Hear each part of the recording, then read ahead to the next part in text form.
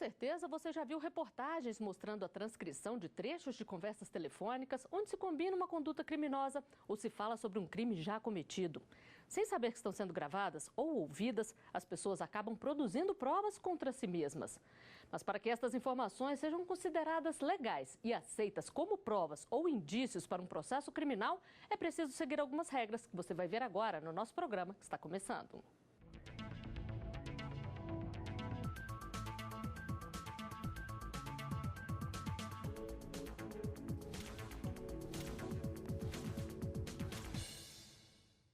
No artigo 5º de hoje, vamos falar sobre interceptação de comunicações telefônicas. A nossa Constituição garante que é inviolável o sigilo das comunicações telefônicas, a não ser em caso de ordem judicial, nas hipóteses e na forma que a lei estabelecer para fins de investigação criminal ou instrução processual penal. Quando as conversas telefônicas podem ser objeto de escuta? Quando e como este sigilo garantido pelo artigo 5º pode ser quebrado? Para responder a estas e outras perguntas, eu recebo aqui no estúdio da TV Justiça o advogado criminalista Ricardo Henrique Araújo Pinheiro e recebo também o delegado federal João Tiago Oliveira Pinho. Obrigada por aceitarem o nosso convite. Doutor João Tiago, a Constituição estabelece que é inviolável o sigilo, mas estabelece também algumas exceções. Quando e como essas exceções podem acontecer? O que diz a lei? Casos de existência de indícios de crime que seja punido com reclusão, então assim, crimes mais com pena menor, não autorizam a interceptação telefônica. E além disso, tem que ter um substrato mínimo para iniciar a interceptação. A previsão da lei é que a interceptação seja feita com um prazo de 15 dias, na hipótese de existir indícios do crime, que o crime está sendo praticado e que aquela medida ela é indispensável para a investigação do fato. Agora, doutor Ricardo, é considerado crime ouvir a conversa de alguém sem autorização prévia? Eu costumo dizer que interceptação de comunicação telefônica é sempre um meio secundário de investigação. Jamais você pode iniciar uma investigação policial através da interceptação de comunicação telefônica.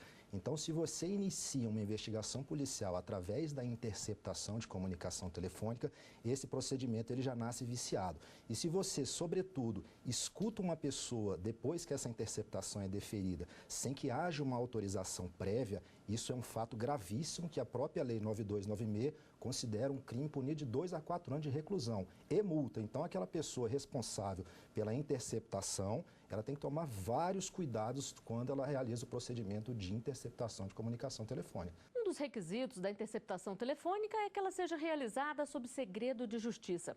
Mas muitas vezes ocorre um vazamento e o conteúdo gravado vem a público. Quando isso acontecer, o juiz deve pedir imediatamente uma apuração para descobrir o que possibilitou a quebra do sigilo. Ele está sempre à mão, seja para mandar mensagens ou para uma conversa. Em regra, o que é tratado pelo telefone diz respeito apenas a quem está de um lado ou do outro da ligação. Mas em alguns casos específicos, este sigilo pode ser quebrado. A interceptação telefônica é regulamentada pela Lei 9.296 e um dos requisitos principais é que ela deve ser autorizada previamente pela Justiça.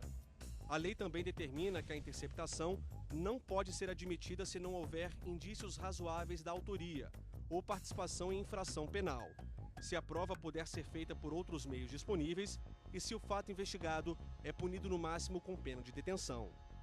Outro requisito importante é que a interceptação deve ser feita sob segredo de justiça, mas muitas vezes o conteúdo das gravações vem a público, o que pode comprometer as investigações. Uma regulamentação aprovada este ano pelo Conselho Nacional de Justiça amplia a segurança do sigilo nas interceptações.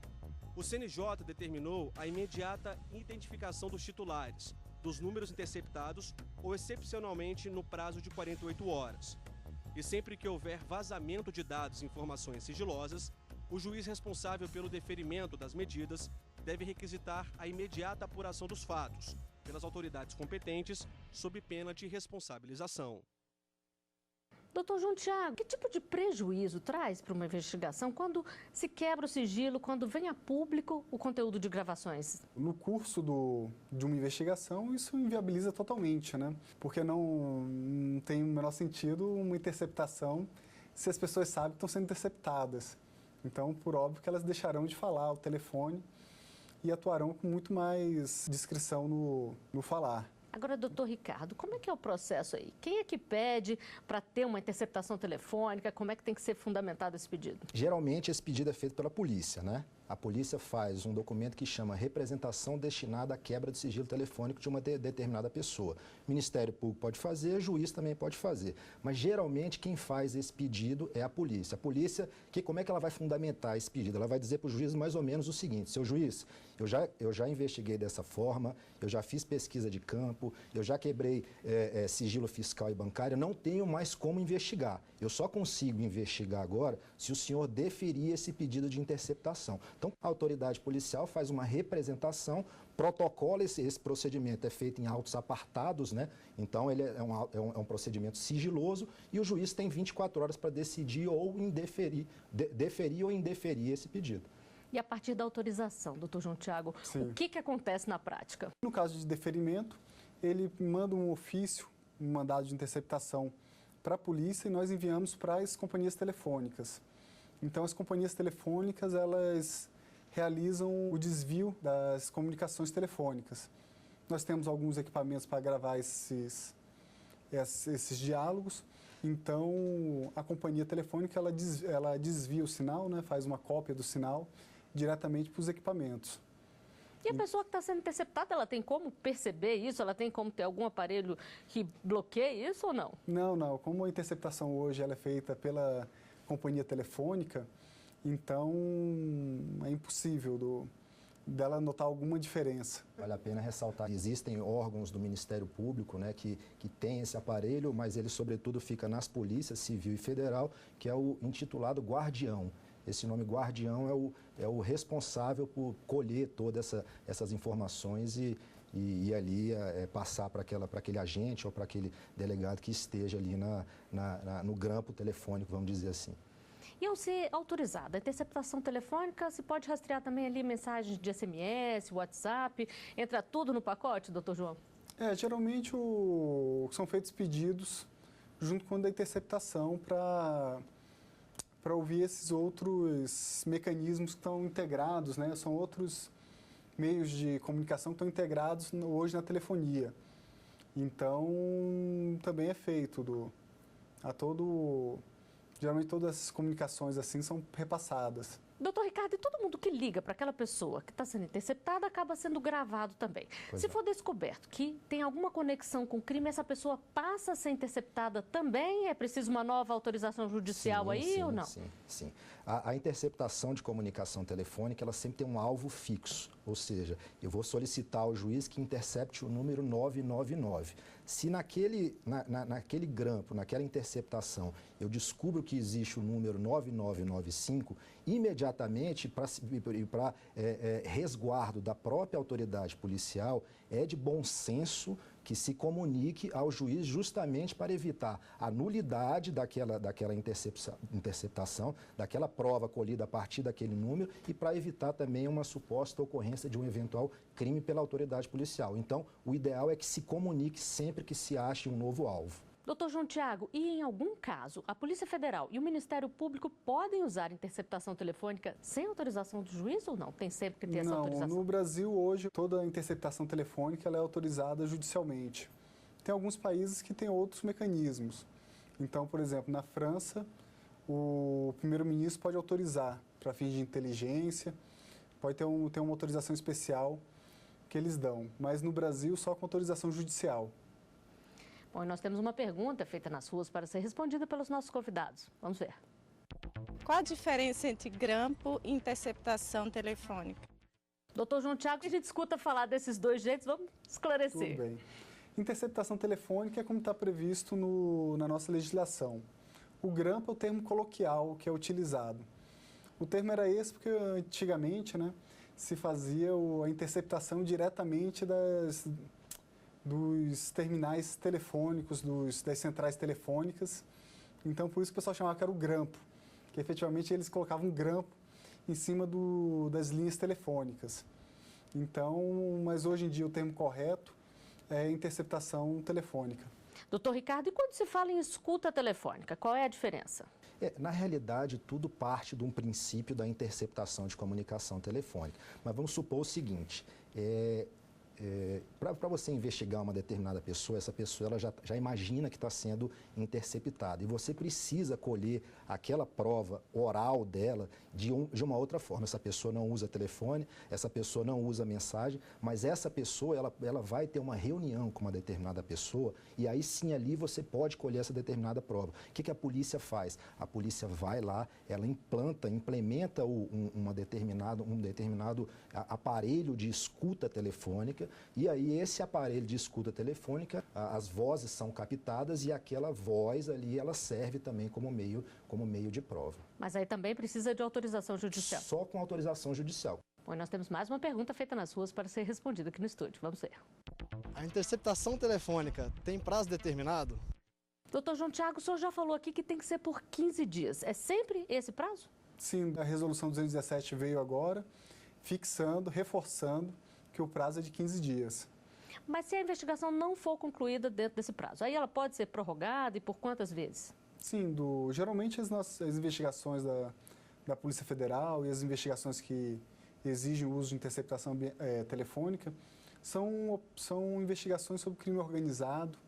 Então, assim, são fatos que são cometidos por várias pessoas, geralmente em estrutura hierárquica, com divisão de tarefas, de forma que é muito frequente o prolongamento da interceptação justamente por causa disso, porque às vezes você tem ali um núcleo que é conhecido da quadrilha, mas há outras pessoas associadas que no primeiro momento não se sabia.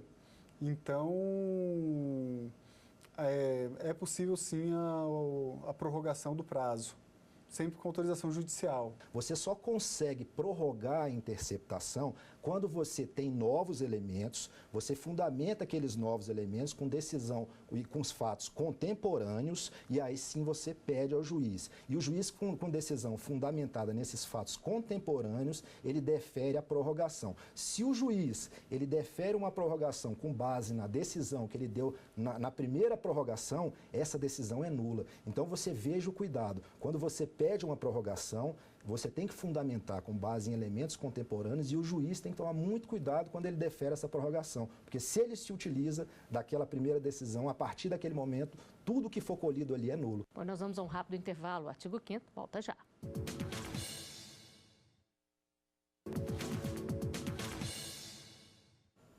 Estamos de volta com o artigo 5º. Hoje a gente conversa sobre interceptação telefônica. Aqui no estúdio eu recebo o delegado da Polícia Federal, João Tiago de Oliveira Pinho, e também o advogado criminalista Ricardo Henrique Araújo Pinheiro. E nós temos mais uma pergunta feita nas ruas para ser respondida pelos nossos convidados. Vamos ver. A pessoa que foi gravada em uma interceptação telefônica pode ter acesso ao conteúdo gravado? Doutor João Tiago, depois da interceptação telefônica, a polícia tem que degravar todo aquele material ali?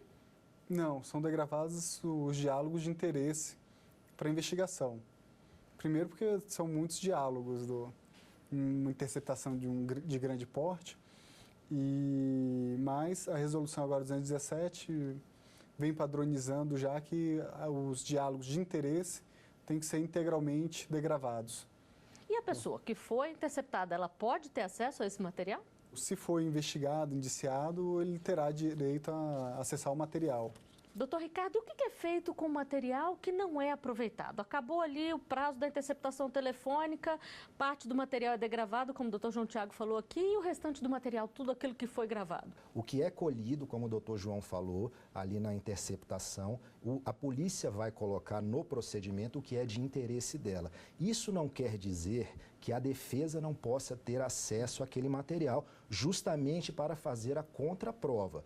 Para que essa interceptação colhida, que não for de interesse da investigação, ela seja destruída, tem que ser instaurado um procedimento em apartado e intimado à defesa. A defesa ela tem cópia daquilo tudo e eventualmente, numa ação penal em que há o contraditório e a ampla defesa, a defesa pode fazer a perícia dela, a degravação dela em particular e fazer aquela contraprova com aquilo que foi produzido pela polícia. Então, a defesa tem e é obrigatório que ela tenha acesso a isso aí. Quer dizer que, então, todo o material gravado é disponibilizado para a defesa uma cópia, mesmo que não tenha sido transcrito ali, doutor?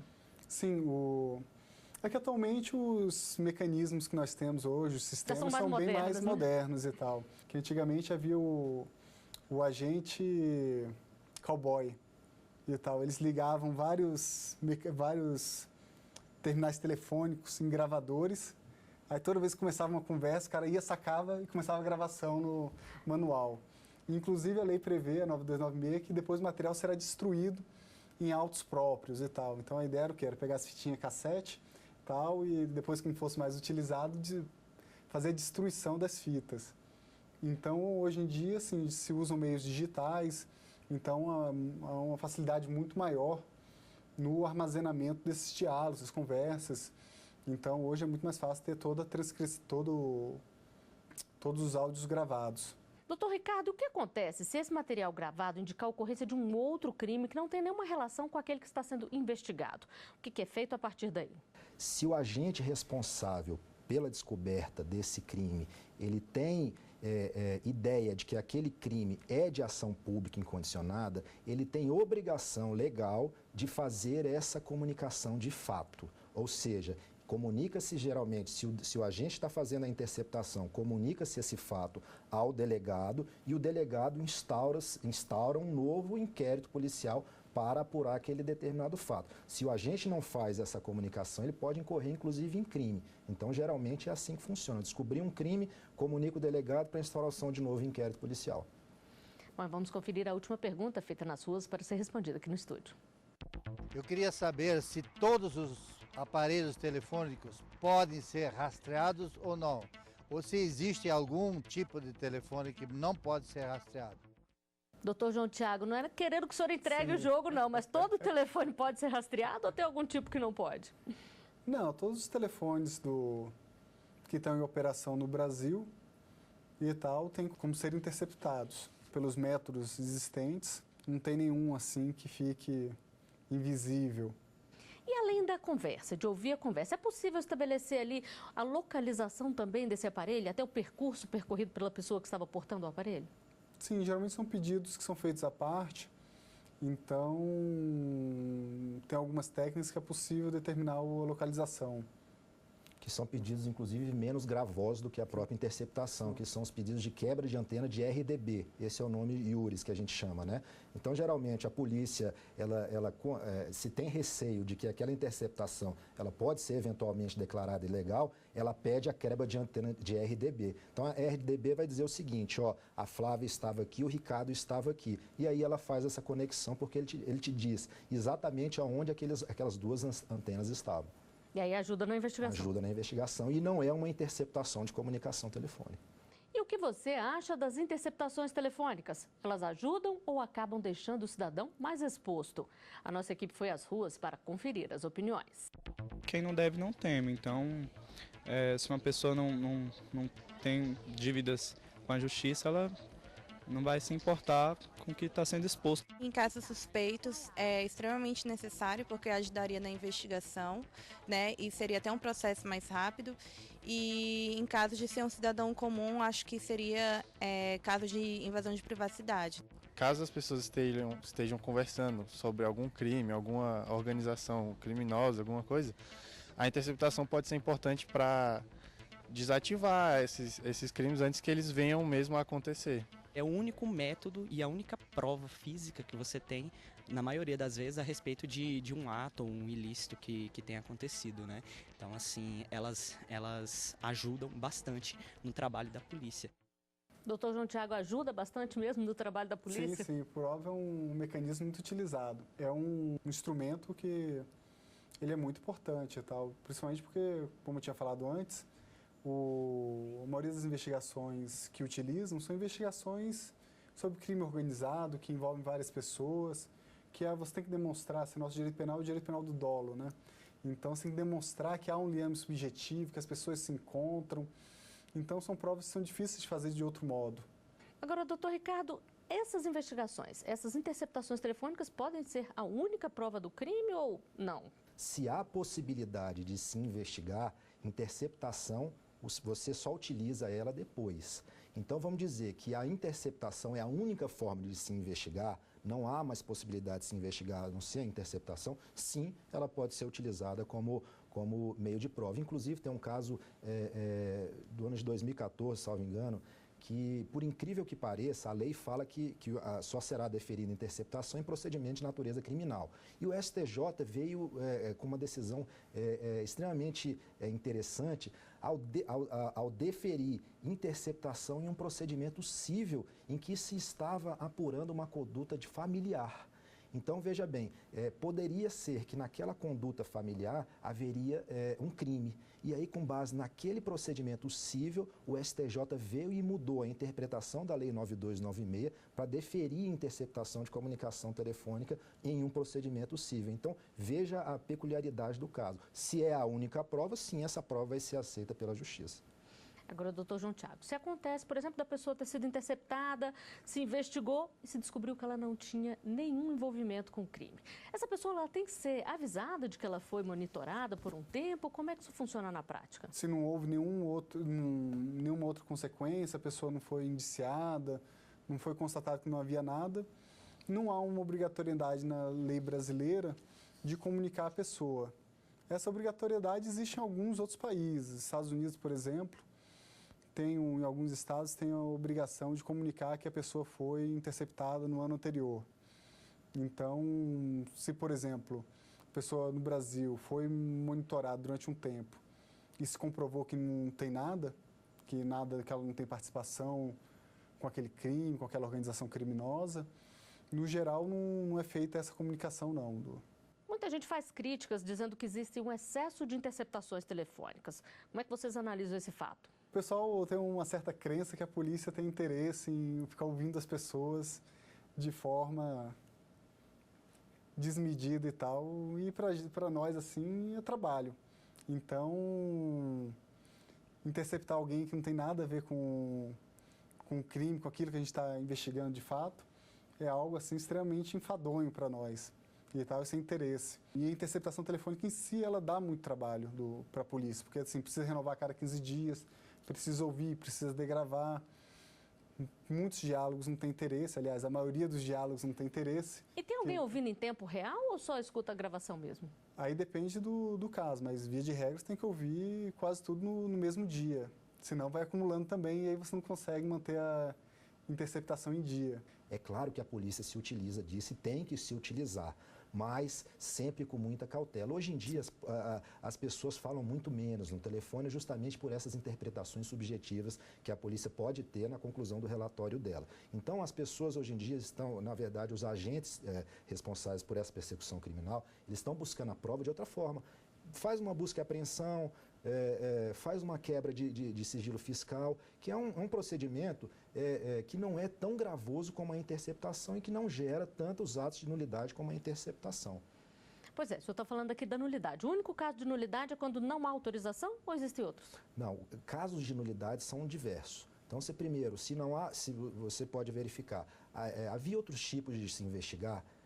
Havia, primeira nulidade. Agora vamos passar para o deferimento da prorrogação. A prorrogação foi fundamentada? Não foi fundamentada com base no primeiro ato de investigação? Nulidade. Então, são várias formas de declaração de nulidade da interceptação. Então, justamente por essa ampla forma de declaração de nulidade, que no meu ponto de vista, a polícia hoje em dia está sendo mais regrada na questão da interceptação.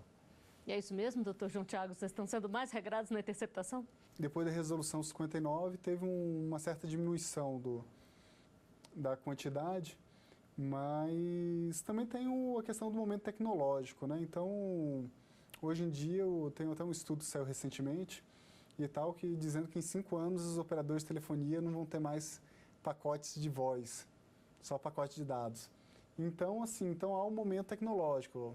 Há 6 anos atrás, o pessoal não tinha WhatsApp, Telegram e tal, então as pessoas utilizavam-se muito mais do telefone. Então, os meios que a polícia vai utilizando vão acompanhando a evolução tecnológica, né, a evolução social. Bom, e com essas explicações, o artigo 5º chega ao final. Doutor João Tiago, doutor Ricardo, eu agradeço muito a presença de vocês aqui no nosso estúdio. E eu agradeço também a você que nos acompanha. Se quiser rever este e outros programas, basta acessar o site tvjustiça.jus.br. E você também pode enviar a sua sugestão de tema para o e-mail artigo5@stf.jus.br. Até o nosso próximo encontro.